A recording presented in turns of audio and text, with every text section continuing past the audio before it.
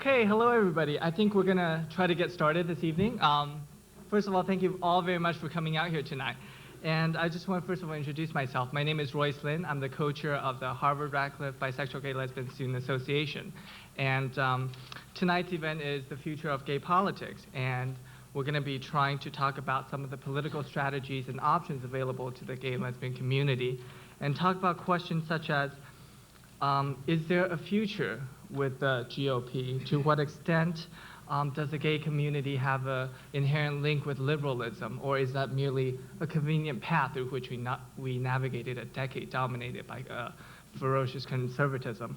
But before we go into that, I just want to make a couple of announcements. First of all, this event has been planned in conjunction with Be Glad Week, which is the Bisexual Gay Lesbian Awareness Days. It's something that we try to do each year. And just to give you a sense of a couple of the other events coming up in this week, tomorrow, Thursday, there will be Leslie Newman, who is the author of Heather Has Two Mommies, Letter to Harvey Milk, The Femme Mystique, and other works dealing with lesbian and Jewish identity, will be speaking tomorrow evening at 6 p.m. in Emerson 105. And also tomorrow, David Bergman, who's the editor of the very popular Men on Men anthologies and the Violet Quill Reader, will be speaking on gay male fiction yesterday and today at 8:30 in Emerson 305.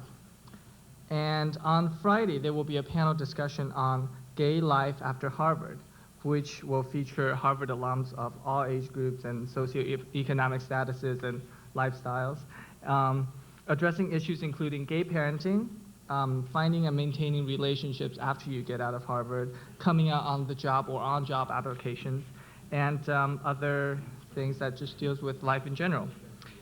And finally, last but not least, Saturday from 9 p.m. to 1 a.m. In the Adams House dining hall will be our fabulous Be Glad dance extravaganza, and everyone is welcome to that.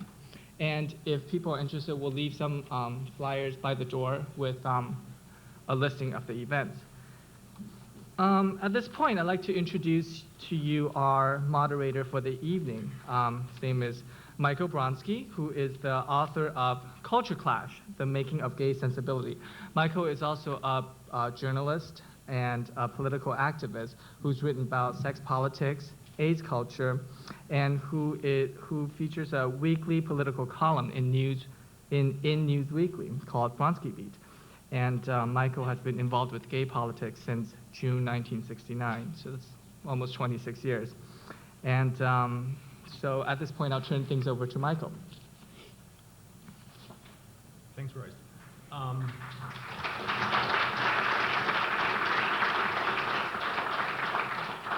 The format for this evening is I'll introduce each of the speakers. They'll speak from 10 to 15 minutes.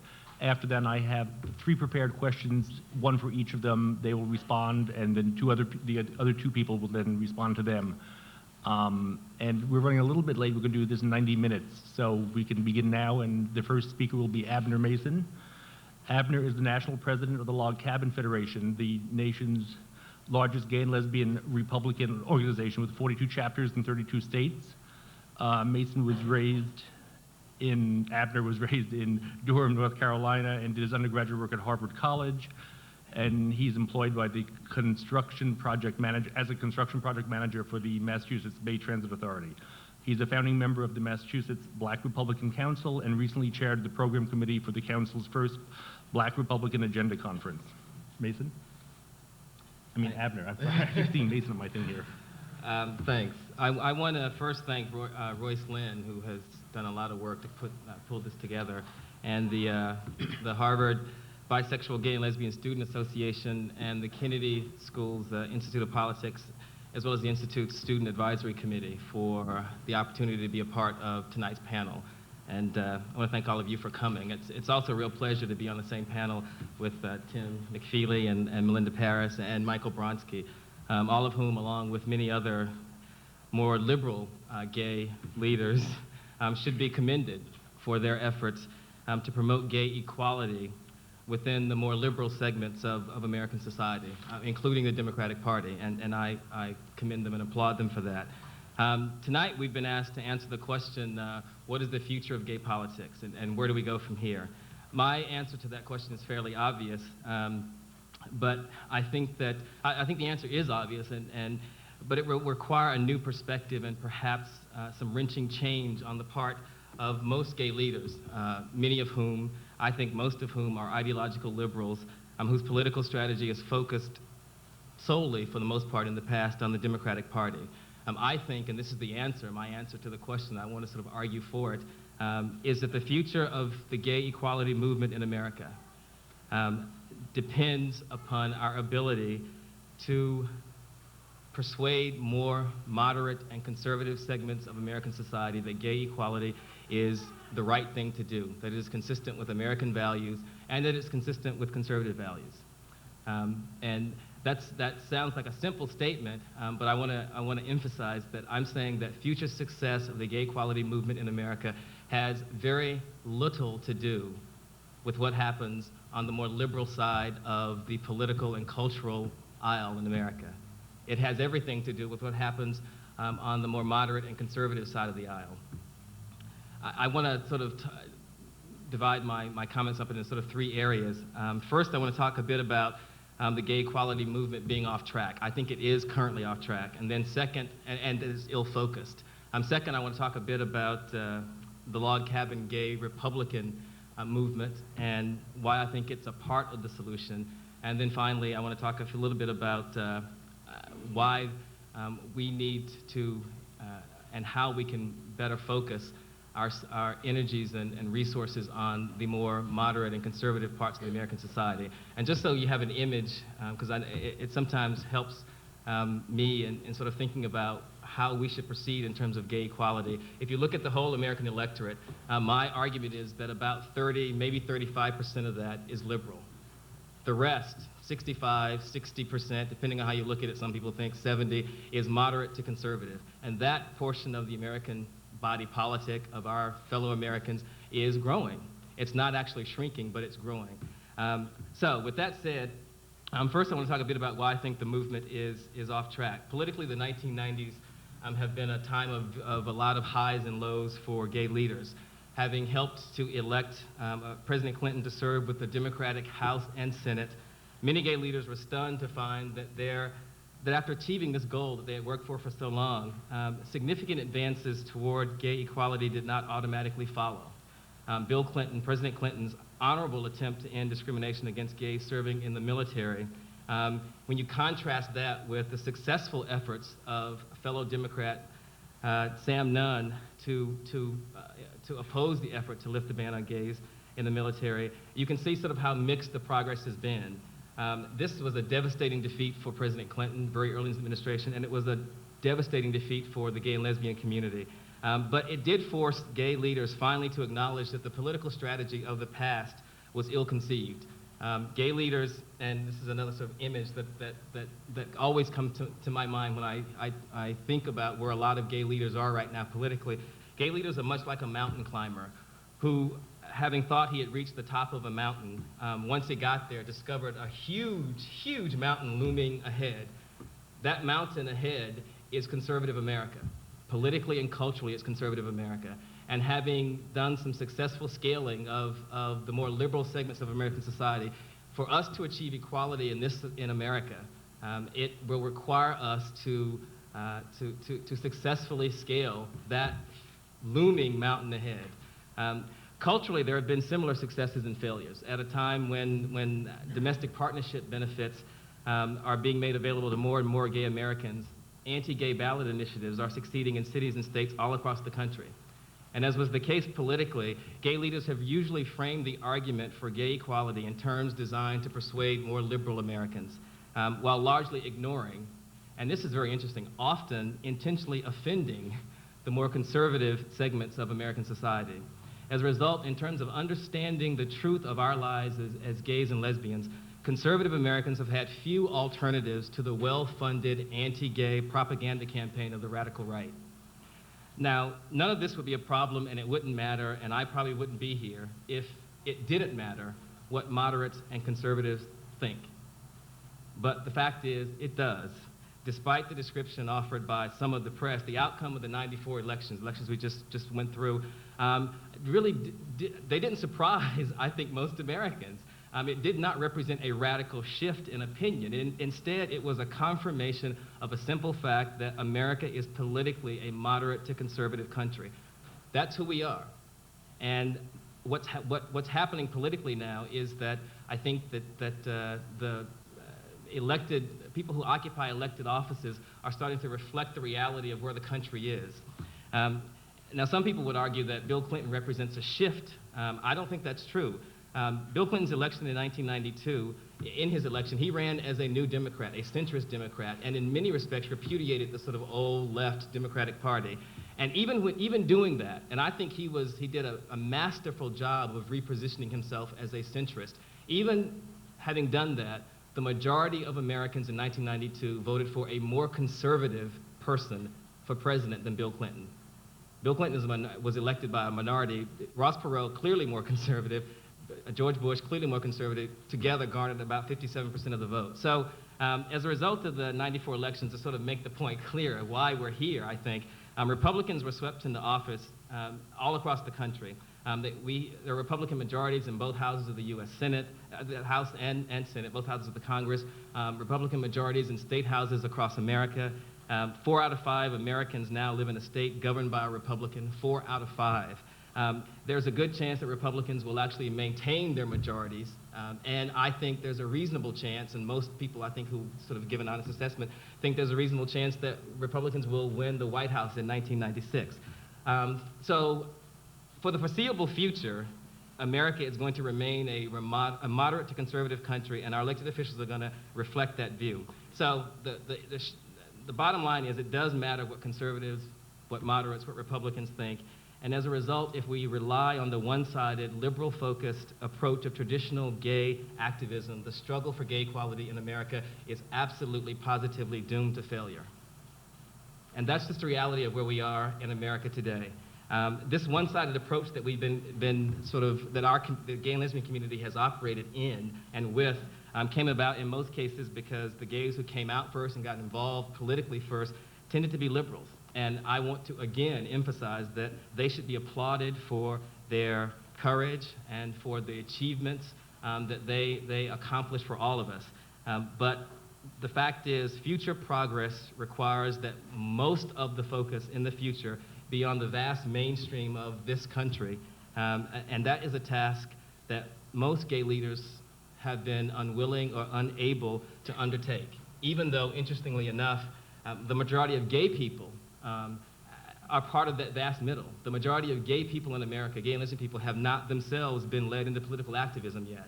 So, fortunately, gay and lesbian conservatives have begun to organize, and this brings me to sort of my second point, and I'm watching my time here, and that's to talk a few minutes about the Log Cabin Gay and Lesbian Republican movement.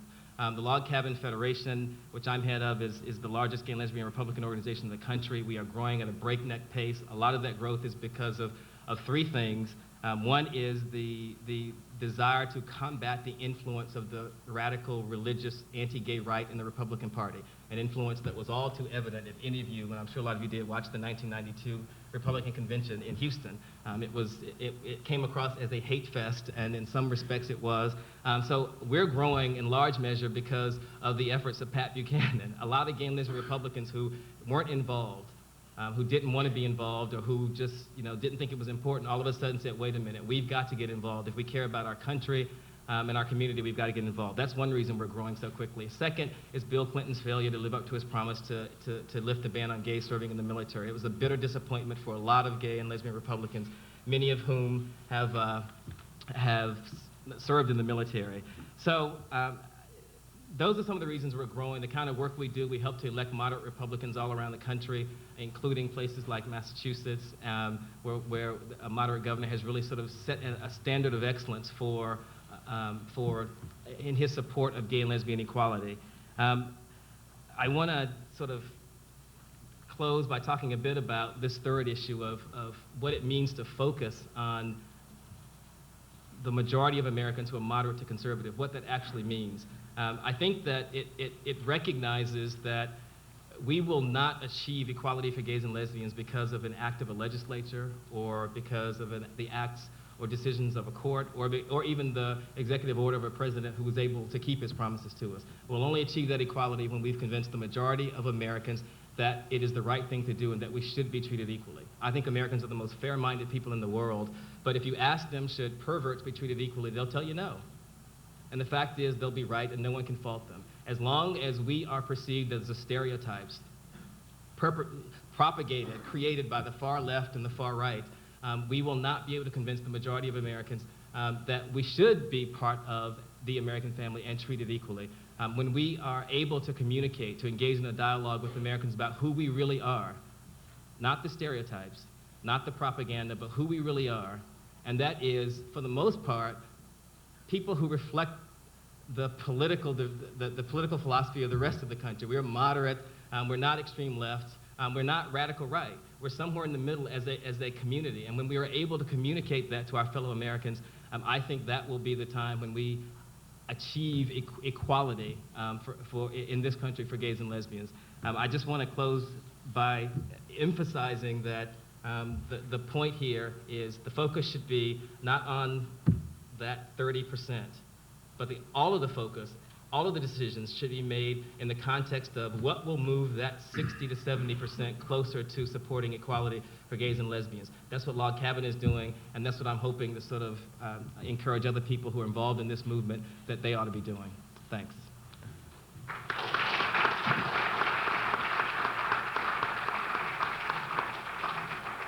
Thank you, Abner.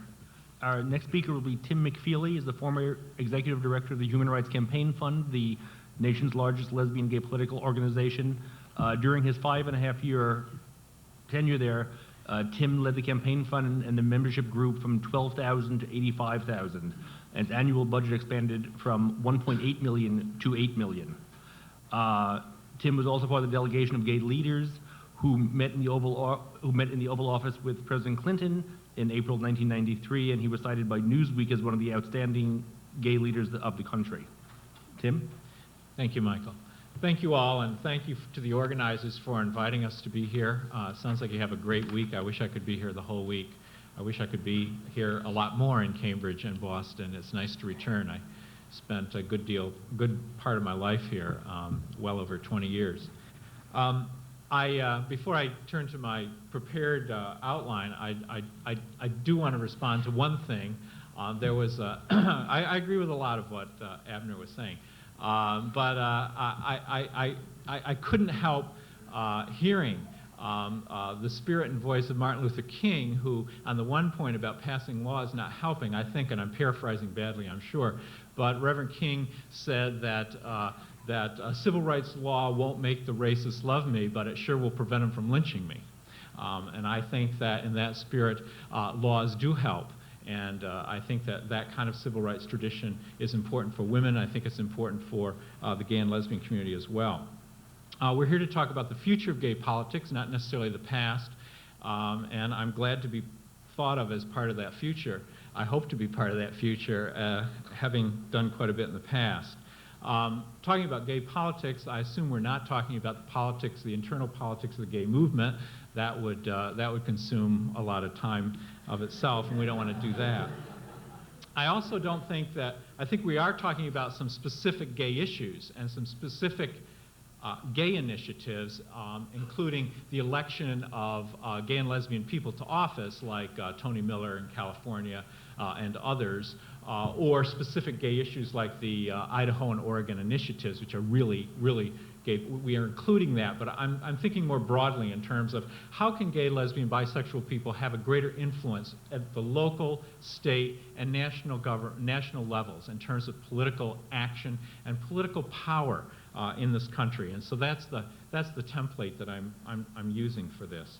My thesis is that, in fact, there is a future for gay politics. I don't think that what happened in 1994 is anything to be frightened of. I think we have to accommodate it, and I think we have to assimilate it and look at it and analyze it very carefully. I think there's a positive future for gay, lesbian, bisexual politics in this country, and that future depends directly on the ability of gay people to first understand the political process, and secondly, to become and to participate very actively in a sophisticated manner in that process.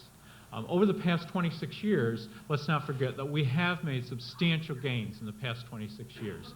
And that despite the fact that most gay people who have been active or not active in those 26-year time don't know very much about political process, and even fewer actually participate in the process. So from that perspective, we've done pretty well with very few people doing it, and with all these Republicans joining us, I think the future is very, very bright.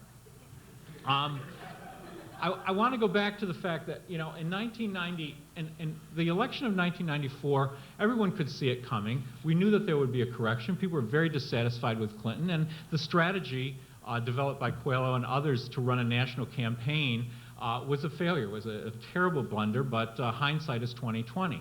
And in fact, it was a repudiation of Clinton. People were feeling malaise, people were feeling whatever they were feeling, and I think people saw that coming. We saw it coming at the campaign fund as well. And while we were working hard in Idaho and Oregon, we commissioned a poll to be taken on November 8th. And I'm not going to lay out the whole poll, but a couple of interesting facts. We only polled, this was a nationwide poll, and we only questioned people, we only asked the opinions of people who had actually voted that day. So we are not talking about the millions and millions of people who stayed home. We are talking about the people who actually elected this Congress. And by overwhelming majorities, 76% of those people oppose discrimination against gay and lesbian people. 78% of that polling sample, which is a fair sample of people who voted on that day, 78% believe that the federal government should do more to combat AIDS. So let's not start from a position of being totally depressed about what happened in 1994. And the other, to lay over on those statistics, is the fact, well known and commented by a lot of people, that the conservative elements came out to vote in 1994, and a lot of the liberals and progressives and folks for whom government provides a basic safety net stayed home. So I think that also lends credence to the thesis that there is a bright future for gay and lesbian politics in this country. I've got to respond to another thing that Abner said. I was not stunned in terms of Clinton's fighting for the military less than what some people had expected. I think that politicians very often face political realities differently, and you can never be stunned in terms of what they do. That is part of understanding the political process. Politicians, like most people, are very imperfect human beings. I would have to say that I lived through the years in Massachusetts with Michael Dukakis, considered by most people now in America as being an ultra-liberal. And I was not at all stunned when Clinton went the other way on the military ban, having lived through Michael Dukakis's abandonment of the foster care policy in Massachusetts and taking children out of gay homes. So I think you just have to be realistic about that, not get turned off about it, and just keep pushing on ahead.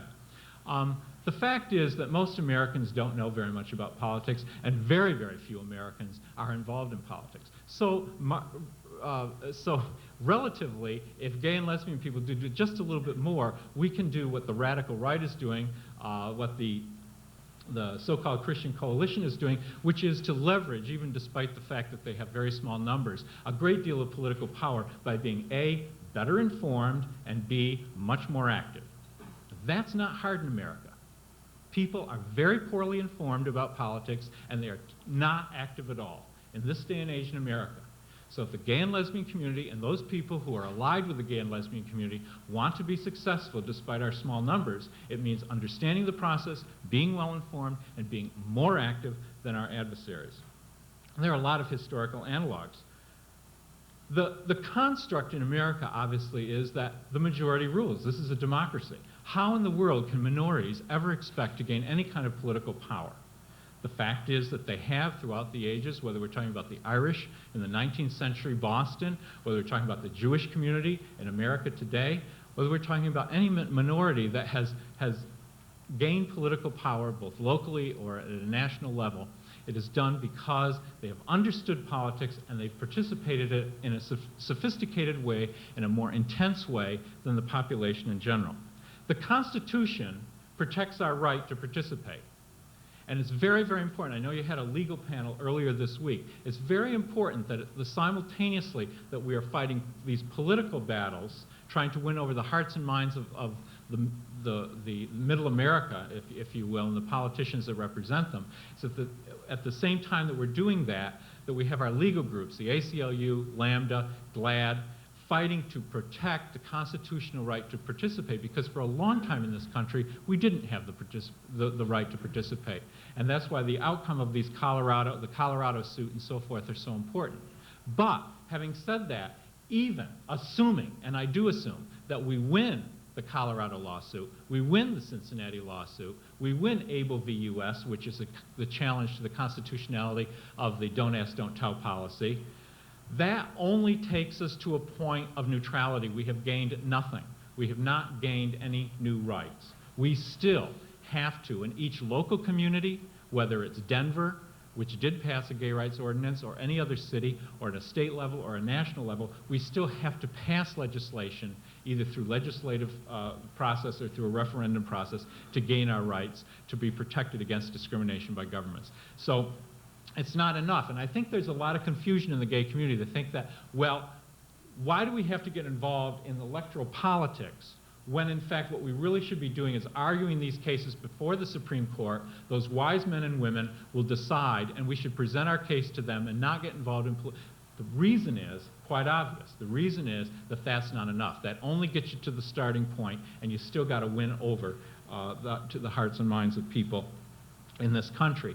In fact, just this week it was raised in the military issue. Newt Gingrich said on Sunday that he wanted to revisit Don't Ask, Don't Tell and go back to the old good policy of rooting out all lesbians, gay, bisexual people from the military services by whatever means necessary to get rid of them. He didn't say all that, but I thought it was important to put the gloss on it, lest you forget. The new policy is not any better than the bad policy. We all agree on that. But I thought it was very interesting that Gingrich threw that out, and then now 2 days later, what he's saying is, illustrating my point, he's saying, no, that isn't what I meant, or that isn't what I asked. He's wrong in both cases. But what he's saying today is something different. He's saying, if the Supreme Court, or whatever court it finally ends up in, says that the Don't Ask, Don't Tell policy is unconstitutional and is thrown out, then he will bring it up again. So we've got to be ready. We have got to be ready to fight that legislative battle. This one is not settled yet. So our success depends upon our being involved in the political process in a sophisticated way. We should look at some of those other examples. I would say, fundamentally, political success wherever, but particularly in America, political success is dependent on the groups becoming indispensable.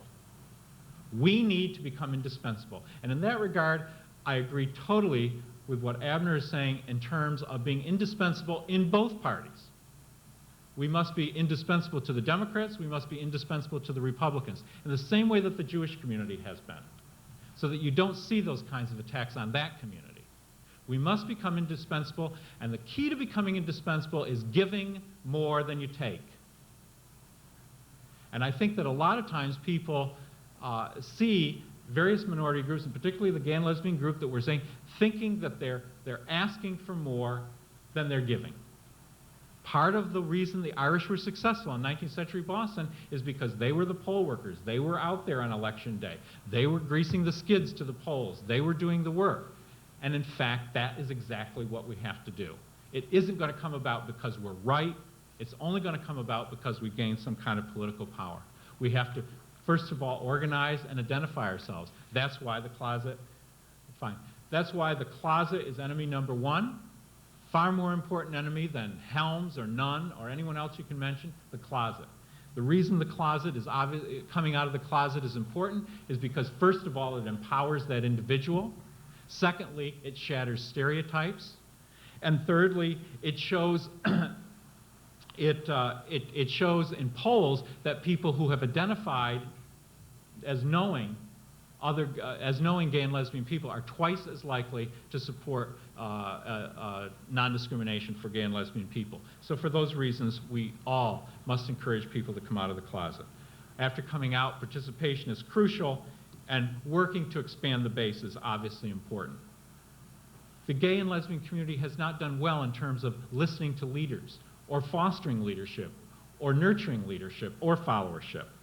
And it hasn't been done a very good job in terms of discipline. But we're a young discipline in terms of politics, discipline in terms of the daily grind of getting out there and working for political parties and political movements. This is not a movement about therapy. This is not a movement about feeling good. This is not something, politics is not something that people should get in to be angry and to scream at people. It's about being constructive and gaining allies. Touching those who care most, or should care most, is really essential. I think we gain a lot more instead of marching to intimidate people who don't agree with us, that we invited our mothers and our sisters over for dinner and turned them into the strongest allies that we could possibly have. We don't do that. There are a lot of complicated reasons for that. It's very, very important that we also, and I'll conclude with this, but it's very, very important that we also realistically address the fears of straight America about gay people. Part of this has to do with finding out what those fears are and talking very frankly and learning how to dialogue with folks.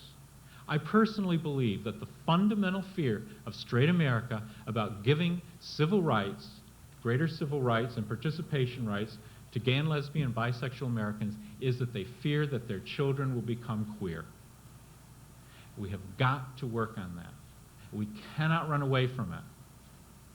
Surrounding a church in San Francisco, a fundamentalist church, where Lou Sheldon is speaking and chanting, "Give us your children," does not seem to be the right way to go about that. Beyond that, there've got to be some positive strategies. Not just not doing that, but there've got to be some strategies, and I think we've just got to work on that and talk about it. And understand, first of all, that being gay is not the end of the world, and that having greater civil rights is not going to affect their particular child's sexual orientation. I have some other things to say, but I'm sure they will come out, the questions and answers, and my time is up. But I think it's very, very important to participate, and we can participate, and we can be appreciative for our participating. And my exhibit number 1 is in 1994, going back to that election, the participation of the gay and lesbian bisexual community in the re-election of Chuck Robb to the United States Senate, defeating Ollie North, was particularly astonishing, and particularly well received, and particularly gratifying, and Robb and others understood that. That's an odd place to leave, but I did want to throw in that example. Back to you, Mike. Thank you, Tim.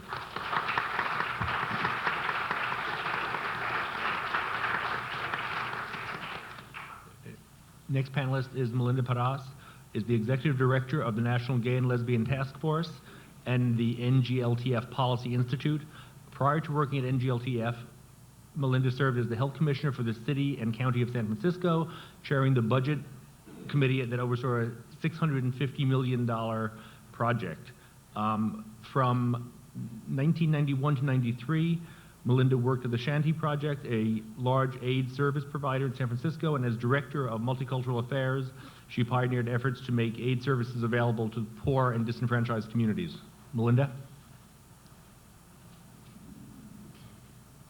Thank you, Michael.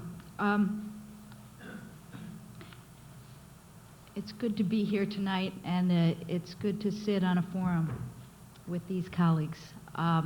Certainly, we overwhelmingly share our common goals of seeking equality for lesbians, gay people, for bisexuals, maybe for transgendered people. We'll have to check later. But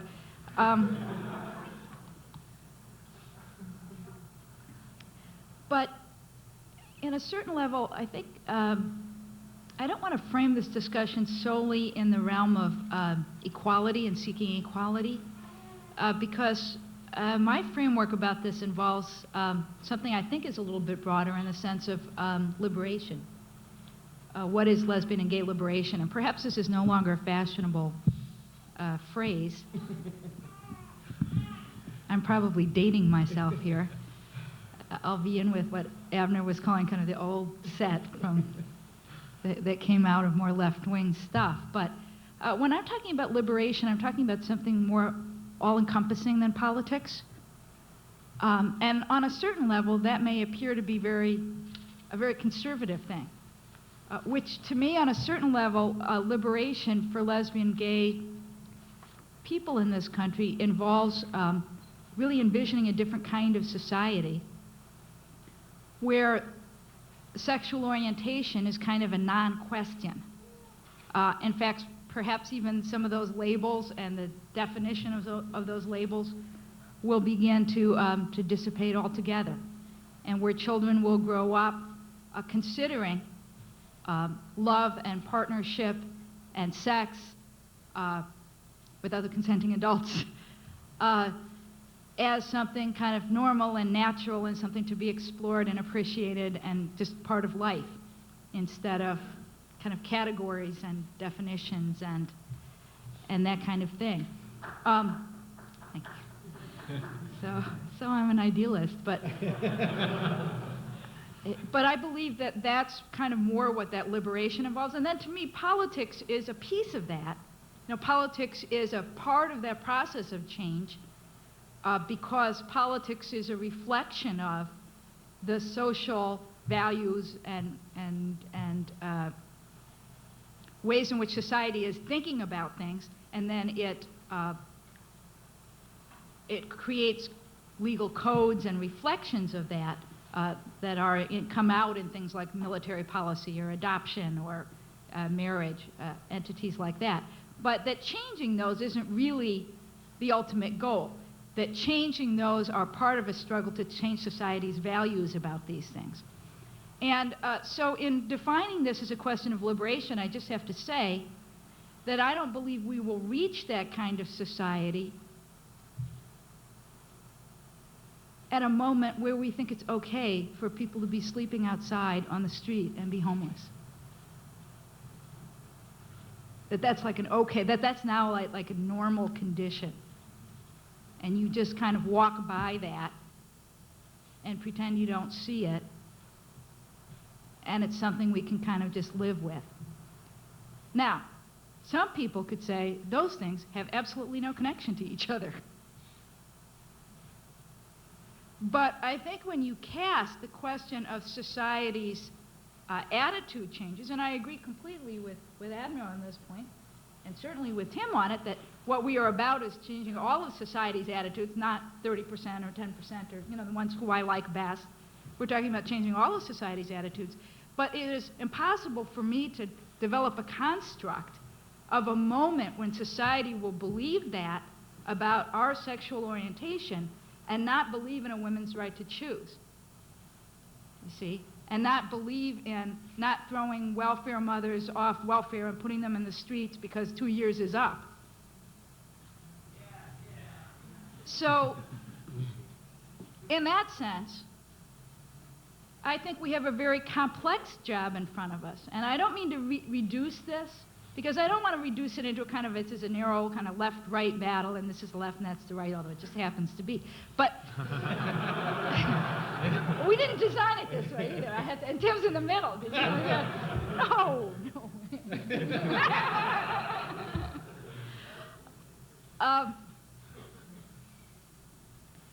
Because I think we really do have a very complicated challenge then.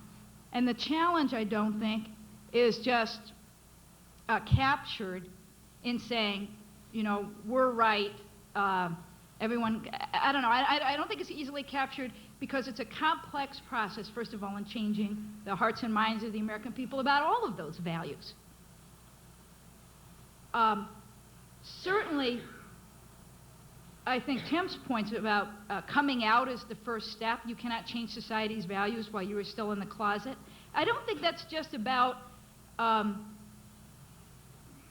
either the question of, Well, until you come out, then the politicians can't count numbers in a poll and then see that you are powerful enough that they'll be scared enough of your vote to therefore, pass this piece of legislation.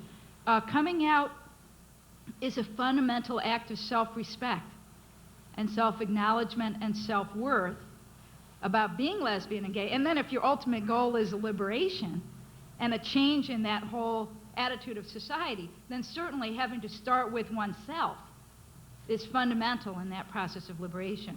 And in a lot of ways, that's how I view the role of coming out. And then, of course, coming out does have its political effect along the way. But I also think that it means coming out as a fundamental act of self-respect means that we cannot, and this is what's very complicated about the lesbian, gay, bisexual, transgender community, the kind of discipline that I would love to see, because there's a little streak in me that's kind of an old-time Chicago politician. Let's just muscle up that vote. It's a GOTV thing. How many numbers do we have? How many precinct walkers? How many phone bankers? Get out the vote, count your tallies, and that's how you win. That kind of voter discipline is not going to come from our community, because on a certain level, and I notice this all the time because I know this is drifty, but like I see people write to the newspaper after Gay Pride. This always happens in San Francisco, inevitably every year. We have this Gay Pride thing. It's huge. It's massive. There's, of course, no discipline whatsoever in that Gay Pride. And some, usually a gay man, always writes to the newspaper afterwards and says, "I'm gay, and that parade upset me so deeply. There were women with no shirts on motorcycles. There were guys dressed up in dresses on roller skates. How are we going to win middle America when we behave this way?" Because then they come and shoot videos of it, and they go out to Iowa and show the video, which they do. And then the voters there are horrified and say, "Oh my God, it's just what I always thought it was. I'll be against gay rights." So the problem is our community is not going to become disciplined or model or show itself in this way that would appeal to the simplest, kind of most base political whatever of the most conservative parts of our country. It just won't. And no matter how much we wish it, it will not occur, because we're just not that kind of community. And part of our coming out process is a part of acknowledging that a portion of our community does want to wear dresses or ties, and a part of our community is going to be on roller skates. And we can't win our liberation by rejecting that part of our community.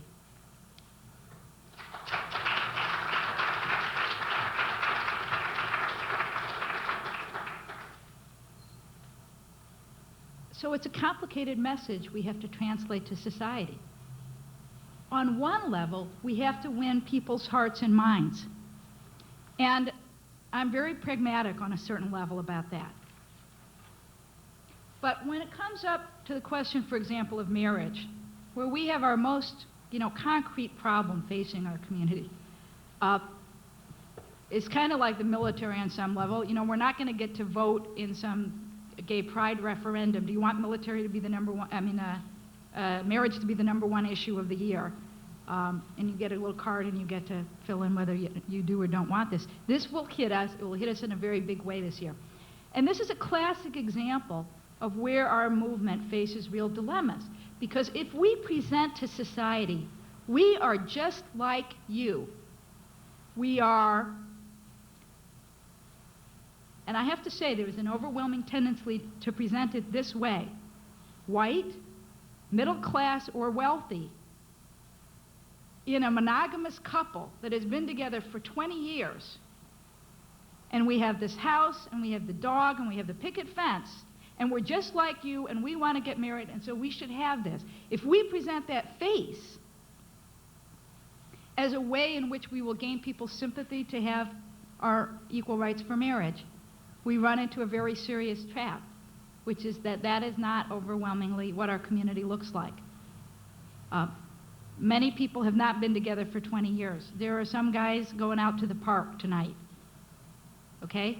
We don't want to say that. I know that's not, officially to be acknowledged, but this is happening. Okay? A lot of lesbians, you've got the classic 2-year thing. Okay? Okay. So, am I telling things I'm not supposed to? So, my point here, and I'm not saying this is an easy thing, and I'm not saying I have this figured out. I think it's a way in which we have to present what it is a part of our community and say this is a truth of part of our community, and overwhelming our community is not wearing dresses on roller skates and gay pride. I agree with that. That's not overwhelmingly who our community is. But on the other hand, I think we can't reject or disown that part. We have to present the face of what is most of our community without rejecting the entirety of our community. And I think that we cannot win our liberation under the assumption that most heterosexual people have been together for 20 years, are a male and female with 2.5 kids, and have the dog and the picket fence, because most of them are not either. And the truth of this is that the American family has changed and has a very different paradigm altogether. This is especially true in minority communities, where those families don't look anything like Ozzie and Harriet, and never did. And we have to connect ourselves with the changing reality of American families.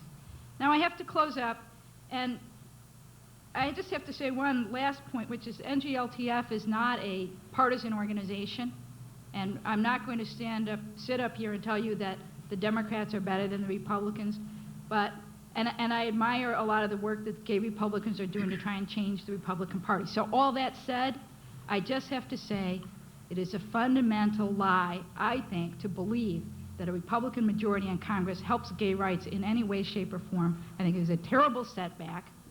And while there are some good Republicans and some bad Democrats, it can't possibly help to have Jesse Helms in a position of leadership when he was not before, or Newt Gingrich, or any of that crowd, because what they are doing with the Republican majority is incredibly harmful to lesbian and gay rights, to women's rights, to poor people, to working people in this country, and our liberation is intimately and deeply connected with all of them.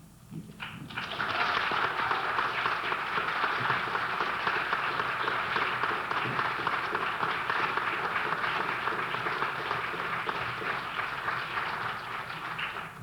Thank you, Melinda. I just want to say that I, for one, think it's actually far too cold to go out to the Fenway tonight. So, we're hoping for better weather for the weekend. I don't know that much about this. Our next part of the presentation will be, I actually have some questions for each of the people. We'll begin with Abner. I ask you each to actually respond for 5 minutes, and I'll tell you when that's up. And then each of the other two can actually make one comment after that, because I'd like to keep at least half an hour for questions from the audience and people fighting from out there. Abner, there's a general perception that the Log Cabin Club sees itself as being able to influence the leadership of the GOP, but as evidenced by Gingrich, Speaker of the House, and I think every declared presidential candidate, with the possible exception of Arlen Specter, that in recent weeks on the public record, that they've all stated in no uncertain terms they're opposed to the most basic kinds of anti-gay discrimination laws. I guess the question is, how do you hope to influence the Republican Party? And it's a two-part question. There's also general acknowledgement in the media and among progressives at any rate that the Republican Party has been, as people say, waging an attack on poor people and on civil rights, particularly in its policies on affirmative action and immigration and such issues as Proposition 187 in California. Can or should the lesbian gay movement concern itself with these issues? And do you think it's important to actually form and maintain coalitions with other causes and groups? 5 minutes. Wow. Okay. You're going to have to tell me if I skip a few things. I think that, first of all, a lot of you have heard, and I think Melinda just referred to it, the sort of accusation that with the 104th Congress, the current Congress, the Republican-controlled Congress, that you'd see an effort to return to a policy of kicking gays out of the military, sort of go back to the old policy, which is no better than the first one. But you'd see that you'd see the reauthorization of Ryan White fail. The refusal to pass the reauthorization, that you'd see lots of anti-gay amendments attached to legislation, and lots of things like all those kinds of negative things. I think that if you have been told that is what will happen in the 104th Congress, this Congress, I think you're wrong. But what's interesting is that that would accurately describe what happened in the 103rd Congress. Each of those things happened with a Democratic House, a Democratic Senate, and a Democratic President, each of them.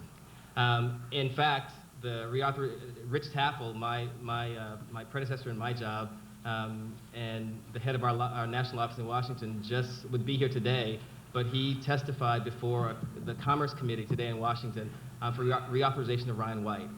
It was the first subject that the committee took up after passing the contract with America was reauthorization of Ryan White. There is absolute commitment. In fact, on the Senate side of the House, the bill came out, the reauthorization came out of the committee, unanimously endorsed by the Health and Human Services Committee, and in fact, Dan Coates is the co-sponsor. So a bill that could not, that Senator Kennedy tried to get reauthorized in a Democratic Congress went nowhere. It will be reauthorized, and it would appear at this point with full funding. So I think one of the points is don't demonize Republicans for a couple of reasons. One is that if you demonize people, it's a self-fulfilling prophecy. It will, in fact, if you say to people, you're horrible, and you're going to behave horribly, and we hate you, don't be surprised if that happens.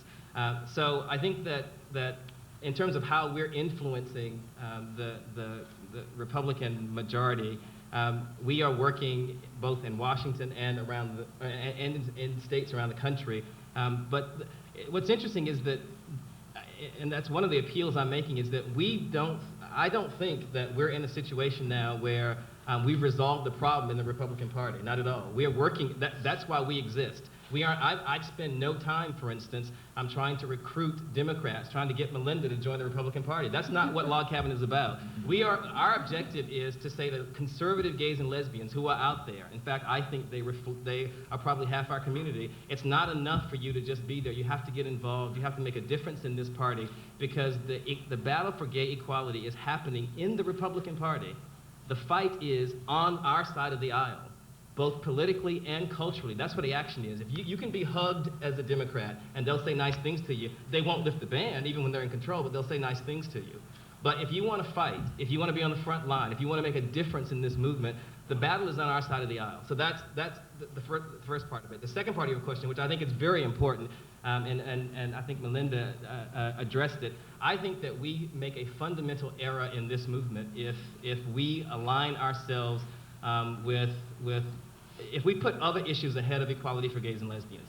We have to say that that is what we are most concerned with, and that we want to build a majority within our gay and lesbian community to get involved to make that happen. And we want to say to Americans of all political persuasions that equality for gays and lesbians is the right thing to do, regardless of how you feel about welfare reform. Melinda seems to have an affection to the old welfare system, which it surprises me that you have such an affection for it, but if you do, that's cool. You can love the old system and still support equality for gays and lesbians. You can support reform of welfare, which is currently going on, and still support equality for gays and lesbians. My point is that none of these issues, all of the ones you mentioned, none of them have anything to do as such with the issue of equality for gays and lesbians. You can support equality for gays and lesbians and believe in the contract with America, because the contract with America has nothing to do, in fact, it was intentionally designed to avoid social issues, intentionally. In fact, people went to Newt Gingrich, say what you will about him, but in terms of,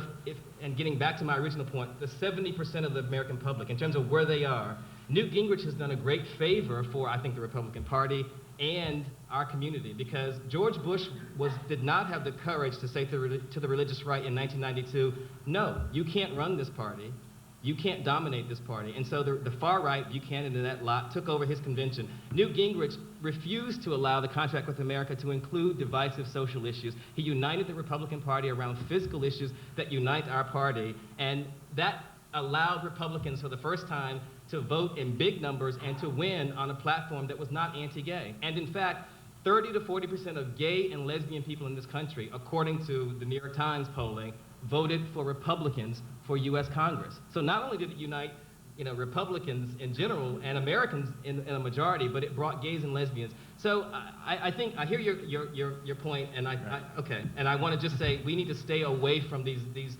we need to stay away from litmus tests on other issues and recognize that you can support gay equality and come down either against or in favor of welfare reform.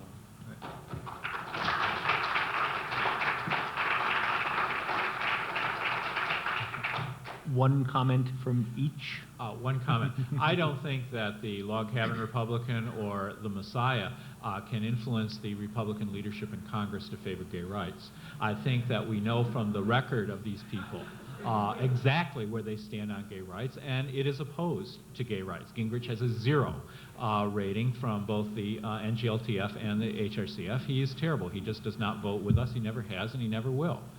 I think what's important, getting back to the basic question of how do you change the direction of the Republican Party, is just through grassroots organizing. There are a lot of gay and lesbian people, and there are a lot of people around the country who support equality for gay and lesbian people who live in Republican-dominated districts, and I think that that is the only way. I don't think it's going to happen from lobbyists going in to talk to Senator Dole or to Newt Gingrich. It is not going to happen. We know where those people are.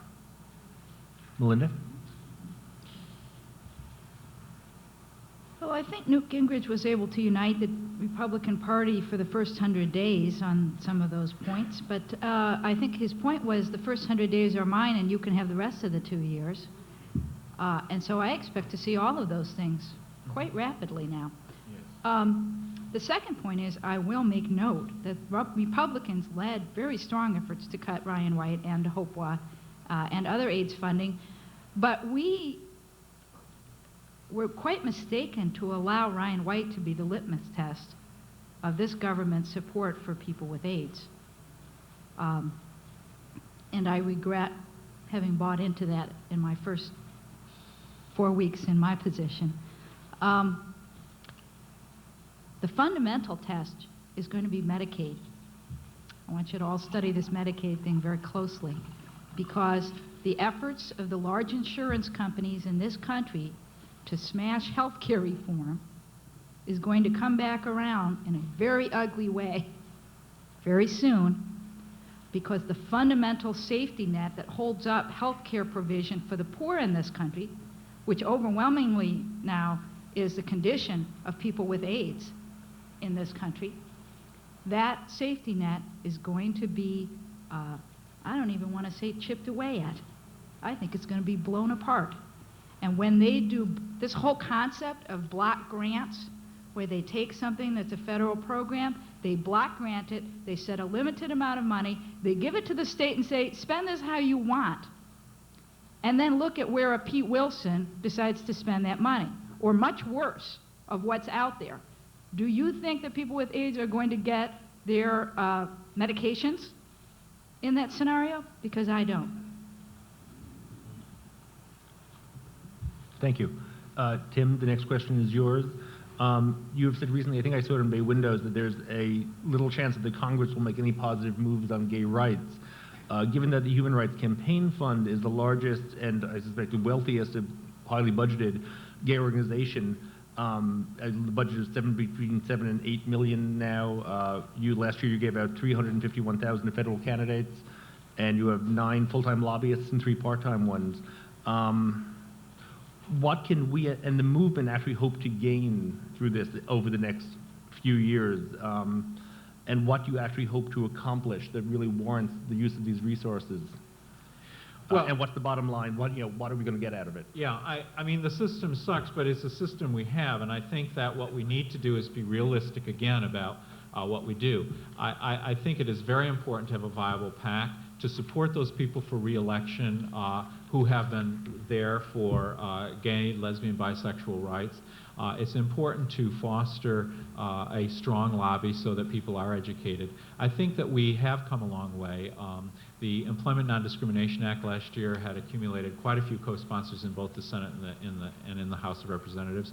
The initiative to get people and members of Congress to sign a pledge that they personally would not discriminate in hiring or firing in their own offices, garnered majorities, and majorities of Republicans, I would add, at least in the Senate. So I think there is progress. I think it's a fair question, but I think that there's no choice. I mean, I don't know what else. Perhaps you shift the balances and you're spending more money in grassroots organizing, because I think that's the part in our community that has lacked any kind of financial support, and I think it's the part where we really need to put more efforts. I think that the campaign fund, just speaking from that parochial perspective, has recognized that and has started to spend some money in things like in defeating the Oregon and Idaho initiatives, things that the campaign fund traditionally never did, because we were focused entirely on congressional lobbying and the congressional elections. It's very, very important to be engaged in those fights in places like Idaho and Montana and Oregon, or right here in Massachusetts, because the outcome of those fights obviously influences how the members of Congress vote. And I think we need to be much more sophisticated about what we're doing and not expect to put all our eggs in one basket. Comments? Well, I completely agree with Tim. I think that grassroots organizing is critical in this. The National Gay and Lesbian Task Force is more focused in that direction, but I think the steps HRCF has taken to move closer to that and to put more energy into it have been very positive. I really believe that the key political battles this year are going to be a lot in local and state levels, that I don't think we're going to see a lot of progress. Or, let me put it this way, I don't think we're going to see any progress in lesbian gay rights federal legislation, and we will be extremely lucky to not have horrible things done by the Republican majority. I agree that I think that we're not probably likely to see anything happen with INDA, and I know that this is the Employment Non-Discrimination Act. There was a big priority of HRCFs in the last Congress. I just want to make it clear that in the last Congress, which was democratically controlled, INDA went nowhere. It had a hearing in the Senate, which was a disaster, and it never even had a hearing in the House. I've got to jump in. Well, what do you mean by disaster? Well, I mean, the Senate hearing, it was, let me put it this way, there was no hearing in the House. Lots of people who were there, particularly people on your staff who organized it, told me it was terrible, she was hurt. Mandy said it was a terrible thing. It was intruded upon by these religious right people. Yeah. Okay, all I'm saying is, I'm not getting at the issue of, let me just finish. Short comment. What I'm saying is that INDA went nowhere in the last Congress. There wasn't even a hearing in the House. There was one in the Senate. Maybe it was wonderful. That's wrong, too. You don't know what you're talking about. Well, Major Owens held a hearing on INDA in Brooklyn. There was no hearing in the House in Washington on INDA, and the bill went nowhere in the last Congress. I agree that most of the action is going to be at the local level, but what I'm trying to emphasize here is that let's not demonize this Congress before it's had a time to act. The last Congress had an opportunity and did nothing. This Congress hasn't had an opportunity yet.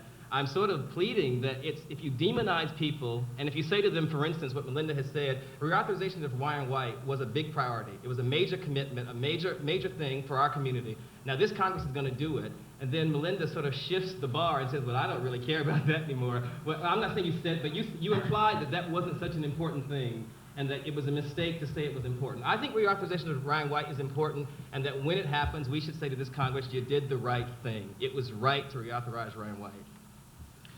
And I want to count the votes on reauthorization to see how many Democrats support it and how many Republicans support it. Thank you. All right. Melinda? It's an easy question. In a recent speech in Boston, you talked about the lesbian gay movement as being a solidly progressive movement.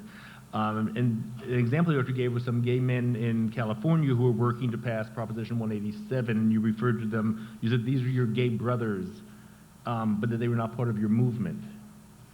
I read this in big windows. All right. They actually did not have this quote quite right, but that's okay. Could you talk about how you define your movement, since we all don't agree about everything, how we might work in coalition, obviously, with one another, and how would you work with people who were not part of, your movement, quote from big windows, and who actually gets to define the gay and lesbian movement? Well, I think the obvious point here is that we're defining this movement differently. And not all gay and lesbian people are going to define this the same way, and not all of us up here will define it the same way, and that's just the diversity that is us. I guess my point about Proposition 187 is that, and it is this fundamental thesis that I have, is that our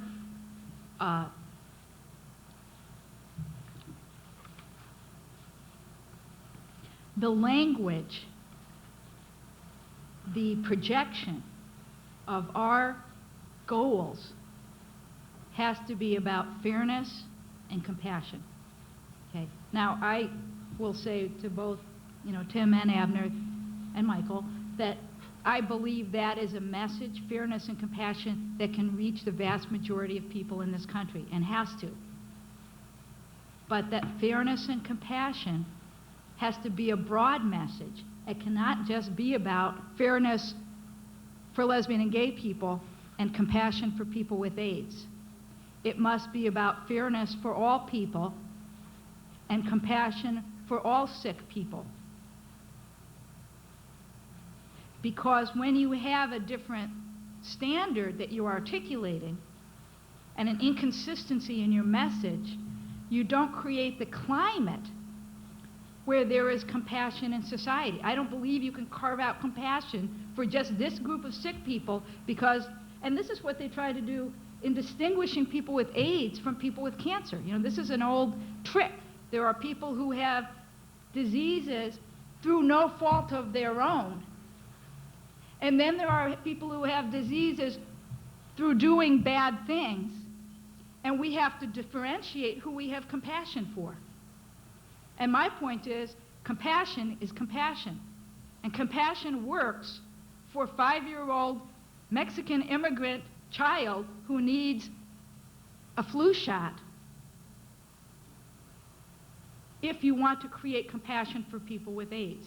And this is why when people say to me, gay rights has no connection to welfare rights, I say, look at Medicaid, because Medicaid is welfare. It is welfare rights. And the reason I say it is the key litmus test, I did not say Ryan White was not important. I know this is going to be quoted, and it will be in bay windows, and then I will be trying to explain that for the rest of my life. Okay? But I did not say that. Okay? Okay, thank you. Thank you. That's important. Okay. I said it was not the litmus test. And the reason is because the medical care provided for people with AIDS under Medicaid is 20 times more significant than the amount of financial aid offered through Ryan White. It's not because I care about one more or the other. I know the Republicans would fail one test or not the other. It is the most concrete way in which people with AIDS receive medical care in this country today. And if we lose it under welfare reform, which is being packaged as African American people who are too lazy to work, okay, we will still lose it, whether or not those were actually the people who were getting the money.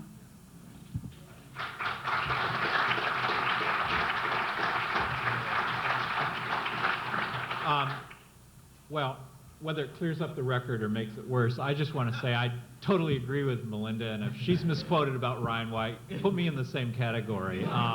We both want to see Ryan White reauthorized, and we also want to see Medicaid expanded, not cut back, not block granted, and I think that in terms of the priorities, in terms of what the Republican Congress and the leadership is trying to do, that certainly is on their agenda and way high on their agenda. Ryan White doesn't even rise to a small part of the enormity of those dollars.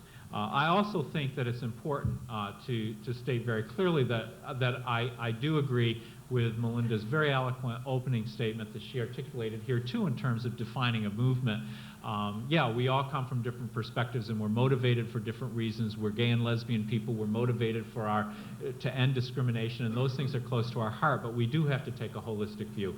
I honestly believe that there are some people, perhaps, who saw 187 as a shift of focus from gay bashing to immigrant bashing, and now with the 104th Congress we're seeing welfare mom bashing, and we're going to be seeing a lot more of that kind of thing, and maybe that takes the heat off gay people, because now instead of beating up on gay people and beating up on women who desperately need financial resources so that choice means something to them, now the conservatives in this country are going to start beating up on immigrants and welfare moms, so we're okay. They're not, the Republicans are not attacking us. No, they're not. They're attacking welfare moms and immigrants. But it won't be long after they finish with the welfare moms and the immigrants that they'll be right after us again. You can bet on it. I think I want to again advocate that you resist, what my two colleagues here are arguing for, which is to link equality for gays and lesbians with with a liberal vision of the role of government.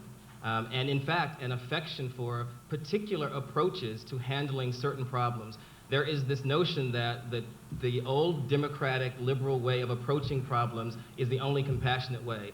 I think that liberals have no lock on compassion.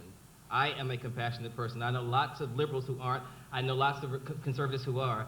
The argument here is that the approach that has been followed before by liberals has not worked, and we need to try something different. The majority of Americans believe that. They want reform in all these areas. They think block granting is a good idea because they think control at the local level makes more sense. But whether you agree with them or not, whether you agree that block granting makes sense or not, or whether you agree that welfare reform is necessary or not, or whether you agree that big government health care is better than a more moderate reform, however you feel about that, don't let anybody tell you that it's linked inextricably to equality for gay and lesbians. That if you believe that you can't believe in equality for gays and lesbians and at the same time oppose Hillary's health care plan, you can. You absolutely can. You can support welfare reform. You can believe that every person who's able-bodied should work if they get a check from the government. You can believe that in your heart and still believe that gays and lesbians should be treated equally. Don't let anybody convince you that somehow these things, that if you take one thing, equality for gays and lesbians, you've got to buy the whole liberal, old democratic, big government. You don't have to. You don't have to, and the majority of Americans don't have to, and what's most important, they won't. They never will. If we attach equality to gays and lesbians to the bankrupt, old, liberal, democratic approach to government, our movement is failed, it's doomed, and we may as well give up now. Don't let anybody do it.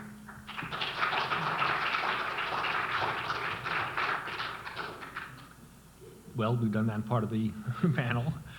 We'll have questions from the audience now. I just want to check with, can we run until 9:45 for another half hour? Good. We'll do half an hour, and the format for this is that people have to use the microphones on the two stairs here because it's being recorded, so you have to speak into the microphone. And I'll just point to one or the other, and that person can then speak. Also, let's keep this so that people actually have succinct questions. If people want to actually make comments to the panelists, you can actually do that after the panel's over. We can stay a bit longer. So let's keep these just questions that people can actually respond to. Yeah, I had a question is this working? For Mr. Mason. I agree with you, the idea of trying to reach out to moderate and conservative Americans. I think that that's a really good goal for the Log Cabin Federation, and I think if you people can relate to moderate and conservative Americans, then you are the people to be doing it. I think of the Log Cabin Federation, however, as a group that in the last election was very involved with endorsing Republican candidates and was very much concerned with getting more Republicans into the Congress. And I don't necessarily think that a Democratic candidate is a better candidate because he or she is a Democrat, but I was very concerned, especially here in Massachusetts, where the Log Cabin Federation endorsed Mitt Romney over Senator Kennedy, that there was more of an agenda besides reaching out to people who are moderate and conservative, but actually increasing the number of moderate and conservative people in the Congress. And I was wondering if you could respond to that, whether or not that is actually a goal. We are unlike my two counterparts here, Log Cabin is a Republican organization. We want to see Republicans who have an inclusive vision that includes equality for gays and lesbians. We want to see them elected to office, so yes, we do. but specifically with regard to Mitt Romney. Mitt Romney is if you sort of look at it from my perspective, our perspective, that's 60-70%. Here's a guy who says, I can do more for you because of who I am. I'm a conservative, I'm head of the Mormon church, or was head of it. I believe in gay equality. He said publicly, I'm going to Washington to outdo Ted Kennedy, and I have credibility with these people. Ted Kennedy has none. The truth is, Ted Kennedy has zero credibility with moderates and conservatives. In fact, they hate him. They do. That's not. I mean, they hate him. So when Ted Kennedy embraces equality for gays and lesbians, it's true. It makes a lot of Democrats feel good. But for the most part, moderates and conservatives say, I want to stay away from that. A Mitt Romney in the U.S. Senate would not only be good for Massachusetts because he'd be in the majority, we'd have more influence, but in terms of gays and lesbians, when he embraces equality for gays and lesbians, he brings along huge parts of this group that we're trying to target. So yes, we want Republicans elected. No, we don't want any Republicans who are elected who don't support equality for gays and lesbians. But if they do, yes, we do want them elected. And we work hard, we endorse them, and that's what we do.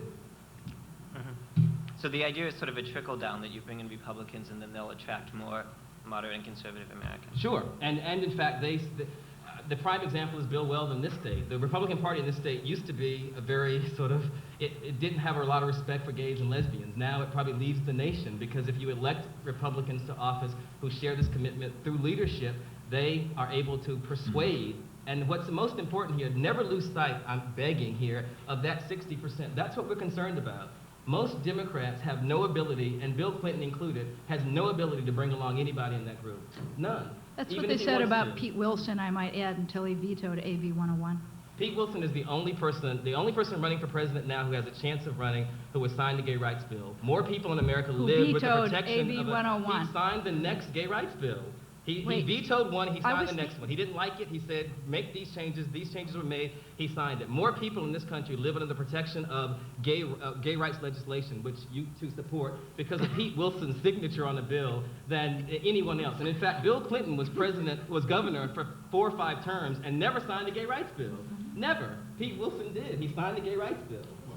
The California version of the employment Yes. Oh, yeah, but wait, he vetoed it, he cut all the AIDS funding. I mean, you have to be from California to see the turnaround of anti-gay stuff he has generated, not to mention that's part of his campaign platform now. But that's our moderate Republican. He signed the gay rights bill. To have a president of the United States who signed the gay rights bill, which is what we would have if Pete Wilson won, and I'm not saying I'm endorsing him, but I'm saying is, let's be realistic. If you're looking at that 60-70%, and we want to move them politically, it makes more sense to have a Republican who signed a gay rights bill as president than it does to have a Democrat who hasn't signed one. If I could just interject here, it is an educational institution, so this is not opinion, this is fact. The purveyor of fact. Okay, the so-called California gay rights bill, which is law there now, is very, very different from the gay rights bills in the other 7 states. It is limited strictly to employment, first of all. It is nothing like the Massachusetts bill. That bill was enacted following the veto of AB 101, which was a broad-based bill, and it was a statutory codification of a court decision which had Right. come out anyway. Right. So It's not a gay it was rights a bill. far, far different thing from the gay rights bill that Michael Dukakis signed, and that the governors of the other states that have them have signed. Next question. Yeah, I have a comment, and I'd like to hear what the 3 of you have to say about that, if you have anything to say.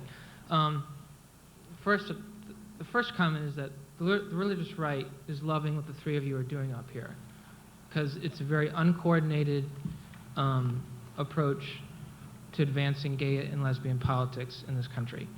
Second, which is my main comment, is I don't know if any of you have paid any attention to what the whole concept of religion in schools and how that whole process has evolved. Mm-hmm. And there's a book called Finding Common Ground, and there's a number of organizations in there that have endorsed it, all the way from Senator Kennedy and Senator Helms, from the NEA to the Christian Coalition. And what they did was they had respect for each other's points of view, and they found common ground, and they were able to advance, and they have these tenets about religion in public schools. And until the gay and lesbian movement has that same philosophy, within itself and with its approach to the outside, we're never going to get anywhere. Comment? Well, I'll jump in. I mean, politics isn't for those who want to gloss over differences. I'm sorry.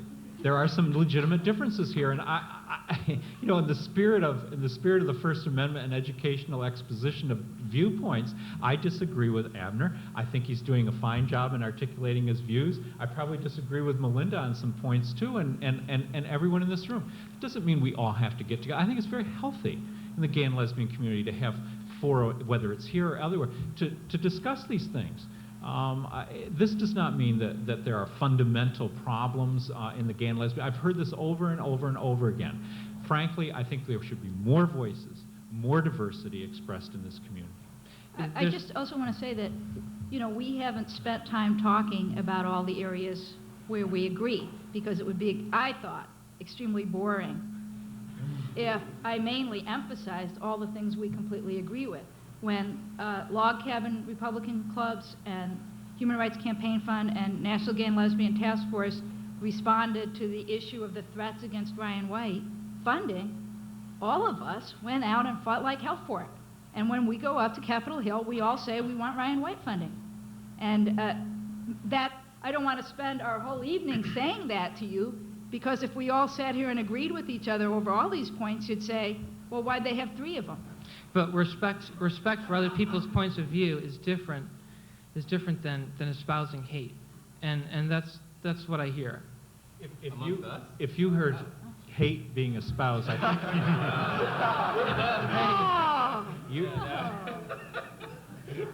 I apologize if that's what you heard. You're never going to get other people to listen to your cause and to advance your cause when you're going out there and bashing them. That's my point. Abner, do you have a comment before we move to the next question? No. Yes, I had a question for Melinda Paris. You're the director of a national gay rights organization. How do you deal with the fact that when you advocate your grand vision of the universe, however it is, that you alienate a lot of the people that you're trying to represent in your position? Well, I led a domestic partners campaign in San Francisco, campaign manager, the No 1K campaign. I don't know if you're aware of this, but this is when we had to keep going to the polls 3 years in a row to defend domestic partners. And won 60% of the vote in San Francisco. And I know that may seem like nothing to you all, because you might just assume that everyone in San Francisco votes for domestic partners, but the fact is the first year we went to the polls, we lost that. The second year we bought in 52% and won, and the third year that I ran the campaign, we won with 60%. I was able to overwhelmingly unite both our community and the city in support of domestic partners. What I need to say about that is, I believe that I really understand what Tim was saying about the need for diversity in view, and I understand what my position is at any given moment. When my position is to represent the entire gay community of San Francisco and all people who support domestic partners, that's the position I took. And I worked extremely closely with the Log Cabin Republican Club in San Francisco, Metropolitan Community Church, Shahar Zahav, and the entire community to make that happen. My current function is not to head up a campaign to win the majority of American votes for a specific piece of legislation.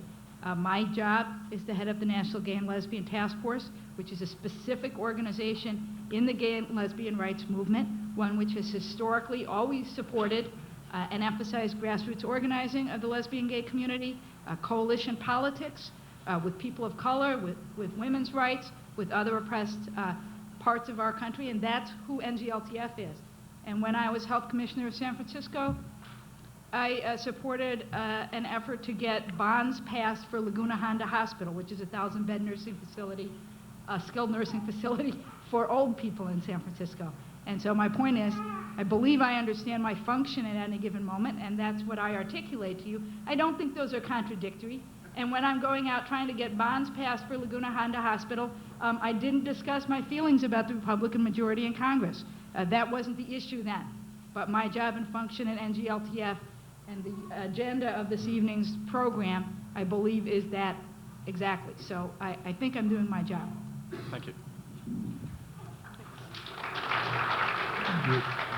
Comment, Abner? You want to comment? Oh, I just want to, again, and I hear where Melinda's coming from, and I respect that she does have a worldview. What I want to emphasize is that it's important as gay leaders that we try as best we can to reflect where the majority of gay people are. I don't think most gay people want to see the overthrow of American society to create a queer nation. There's a small part of the gay community that may want to see that, but most of us aren't there. And I would encourage my counterparts to the extent possible, to try and articulate a view and a vision that's more in keeping with where the majority of gay and lesbian people are. Well, I wasn't going to say anything, but now it's kind of chilling out back there, but cooling my hate jets. But anyway, that kind of rhetoric, nobody here is trying to create a queer nation. I didn't think so. I mean, leaders. I thought that's. Because I'll be quoted on that too. I just have, I thought that's what I heard. So that's what kind of got me on the edge of my seat.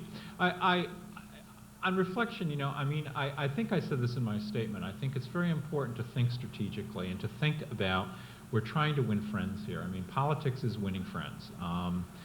Whether it's family politics, you want to get as many members of the family on your side about where we're going to take the vacation this year, or whether it's local politics or state or national big issue stuff, world politics for that matter. And you don't win friends by alienating them, by calling them immoral beasts or any kinds of names. And I think I gave a couple of examples in my statement about strategies which I think are really counterproductive, and I think we have to look at those. On the other hand, I feel very strongly, not just in terms of gay and lesbian, bisexual politics, but generally in this country, that people are asleep, that people are in a deep state of denial. They don't want confrontation. They do not want to air differences. And they think that the politicians in Washington, if these guys don't do it right, then we'll elect these guys and they'll do it right. It's got to come from people. We've got to stand up and honestly confront some serious problems in this country, whether they're gay or others. And I don't think that, trying to find a way to paper over differences is healthy for this country. And it really bothers me a lot that people are backing away from what I grew up with, which was a basic confrontational, emotional, headstrong, stand up and call it like it is politics. Because I think that's what's good for America, not laying back and letting other people do it. I don't think Frederick Douglass represented the views of everyone in his community, or even probably the vast majority at the time. I think the part about leading is to get out in front. My question is directed mostly at Tim McFeely, because while most of Speak your closer to the comments, microphone. it's a little tall for me. Because while most of your comments rang very true, I found some of your comments kind of chilling and a little bit perhaps incongruous with the rest of what you were saying. For instance, when you spoke about the importance of not screaming. You say politics is making friends, and I think that's very true, and perhaps highlights what Melinda Paris is saying about politics not being the end-all goal of our community, perhaps liberation instead. But about screaming, while there's rage, it seems that screaming is not only honest, but important in certain contexts and shouldn't be silenced. And beyond that, what you said about the importance of convincing middle America that we're not going to make their children queer, or with dealing with the fear that their children will become queer. Are we to deal with that fear by telling them we'll spare their children, by encouraging them that their children won't become queer, or maybe by indicating that, in fact, they might, and that the importance is there? And that segues into the second half of my question. I think probably everyone on this panel and most of the community would agree to the importance of wooing conservative America, and the challenge is doing that without compromise or assimilation. My question is, Mr. Mason brought up Bill Weld, and I think that's an important figure. And my question is, in the absence of the case where he runs against someone like John Silber, is Bill Weld someone that we want to support, in your opinion? Yes, I mean, I can answer that second part, I think, quite clearly. I don't think that Bill Weld is perfect. I have a lot of problems with Bill Weld. You know, I mean, I can just, for what it's worth, you're just asking my opinion. I mean, I voted for Bill Weld when he ran against John Silber. I voted for Mark Roosevelt when he ran against Bill Weld.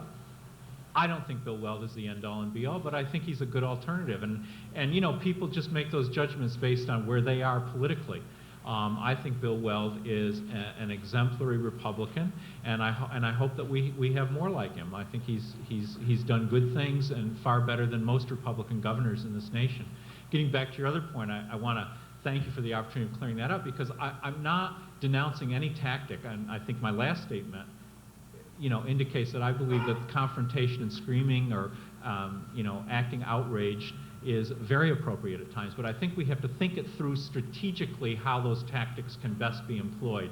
I mean, making sure people understand that people are dying of AIDS and that the government has done precious little except waste money in terms of fighting that is very, very different from surrounding a church, which is sacrosanct, you know, in terms of people's minds and the symbols of this country, and starting to say, give us your kids. I just think that we have to think through the strategic impact of the message that we're giving and exactly what is coming through to America. I do not think that confrontation is in all cases wrong. I think that the confrontation and the message that spins out of that confrontation has to be very, very focused and very positive in terms of getting our message out there.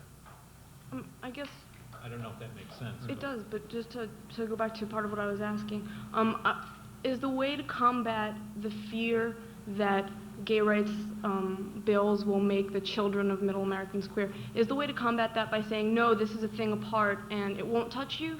I mean... No, I think we have to be realistic, and actually I don't think that we've developed a model for how to talk about that. Mm-hmm. And I don't think that it's honest to say that a more liberal spirit. I think, Michael, you wrote a great article on this, wasn't it about a year? Didn't you write an article about Probably. this particular? But read Brodsky. He does. But I don't think it's honest to paper over, you know, that fear by saying it's totally genetic. Nothing you do in the civil rights area will have any effect on your children, you know, sexual orientation. I think, though, we have to recognize that this is a fear that people have, understand it, and try to deal with it, and try to model some sort of dialogue where we're talking with people. This is very fundamental, I think, in terms of people's homophobia. Thanks. We should be wrapping up soon, but we have time for 3 questions. There's one more person. Yeah. There have been a number of questions about the divisiveness among the community, but one of the things that really struck me, especially about what Mr. Mason said, is that there's a great danger, I think, in approaching the straight conservative community by saying, we're just like you. Gay people are just like straight people. But the fact is that we're not just like straight people. We're very diverse. And I think in that approach, there's a danger of us isolating the more diverse elements of our community. We're not just like straight people. There are gays, lesbians, bisexuals, there are transgendered people involved. And I think it's a danger in trying to gain rights for some of us by saying, you know, we aren't what we really are, because we're queer. I think I actually agree with your point that we should not try to be who we aren't. My argument is that up until now, we have been pretending that we're something other than what we are. We are not the radical left sort of community that most of the gay Democratic leadership represents. If you look at the leadership, there's a disconnect with where most gay people are. My argument, and that's where I think we're disagreeing, but my argument is that most gay and lesbian people are much more like their straight counterparts than perhaps you're willing to admit. And when I travel across the country with Log Cabin, it's the commonality that's extraordinary, not the differences. And my whole point is that we can start to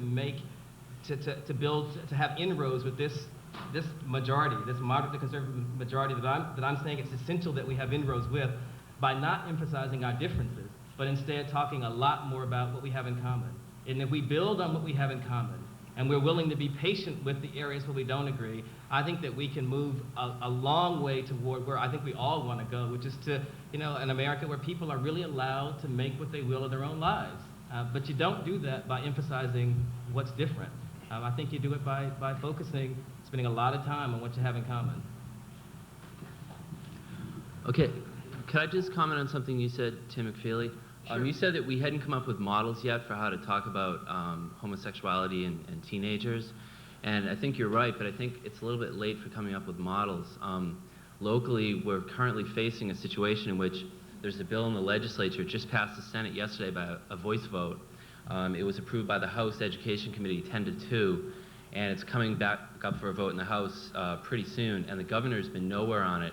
It would completely gut the gay student rights law in the state. It would gut the governor's Commission on Gay and Lesbian Youth recommendations. It would require a 10-day written notification to parents whenever homosexuality, lesbianism, bisexuality, transvestitism, contraception, and abortion are discussed in healthcare curricula. And it'll have a chilling effect on all sorts of sensitivity and anti-homophobia training. And unfortunately, we're facing it right now. Governor Weld has been nowhere on this issue. It's been before him now for several weeks. He refuses to take a public position on it. So I don't like to see this, uncritical acclaim for Governor Weld when, this is going on.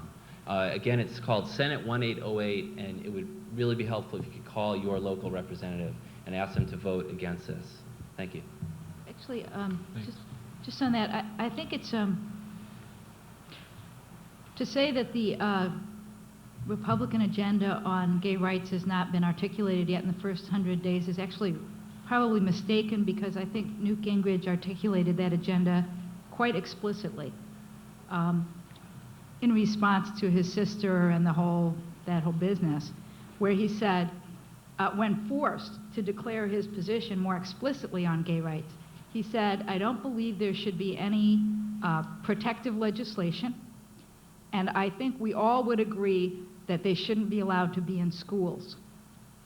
I've looked at the quotes on that, and that's not exact, but those were the two elements of his agenda, and I think that they are a very good barometer of the key places in which the radical right is going to hit us this year. And they have already been, and I think Tim's talked about it a lot, in the referendum, statewide referendum, to eliminate gay rights legislation where it exists, under the whole concept of that special rights. And if they would just stay in the closet, they wouldn't need any special protection, because if people didn't know they were gay, then they wouldn't have this problem of discrimination. So that whole logic goes into that. And the children one is the other main one, and this is really happening all over the country. It's a very, very fundamental, dangerous one. It's being connected up with the removal of books from schools, with the attacks on the endowment of the arts, all of that area of schools, books, art, and trying to remove homosexuality out of any of that discourse will, I think, enormously affect AIDS prevention efforts in the schools.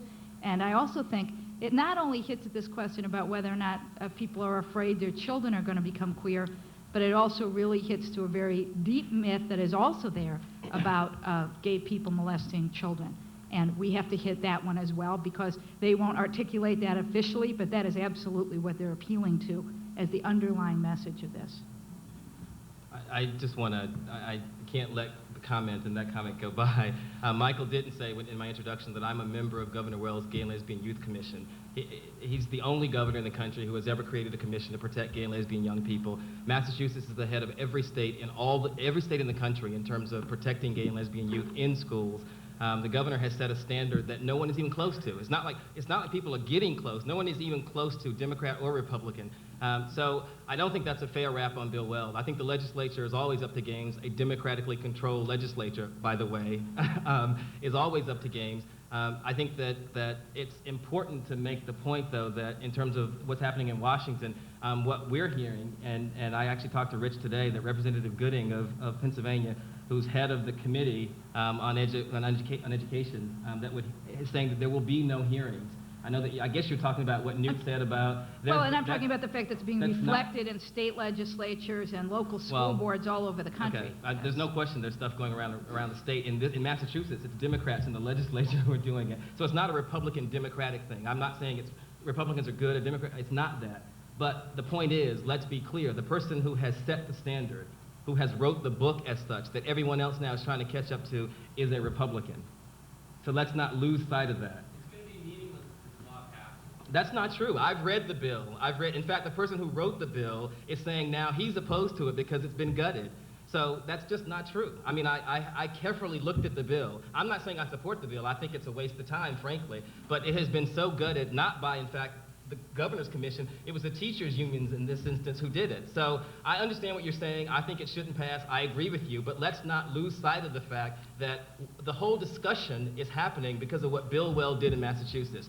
The legislature is trying to do this because they're being forced by some anti-gay people to propose this legislation because of what Bill Weld has done in Massachusetts. And to lose sight of that, I think, is to really miss the whole picture. Can I just go back to something that's earlier, like a whole framework about this? Because, again, I don't want to be misquoted on this. I don't mean to demonize Republicans.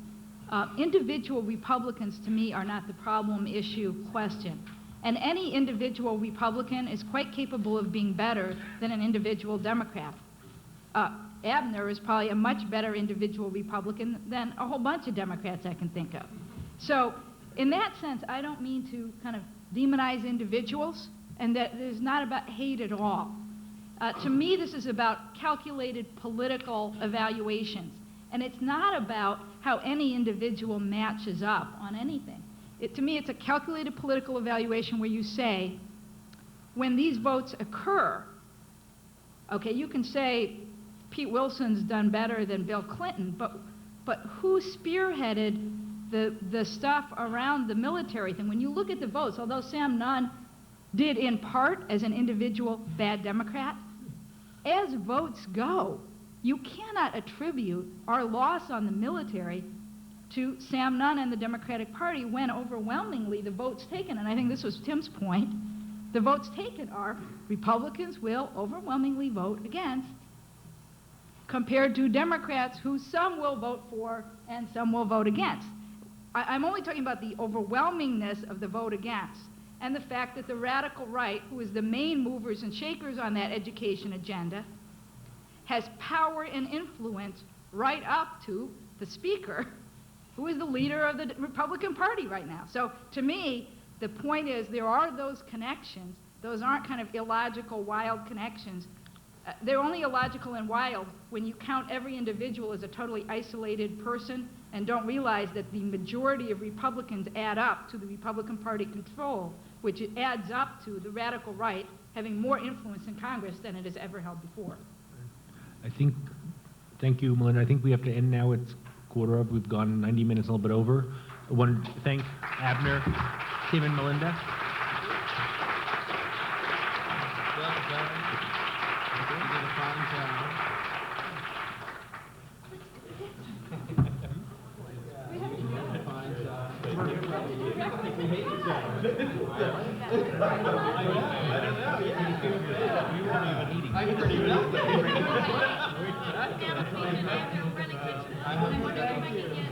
Thank you very much. Yes. Thank you, actually.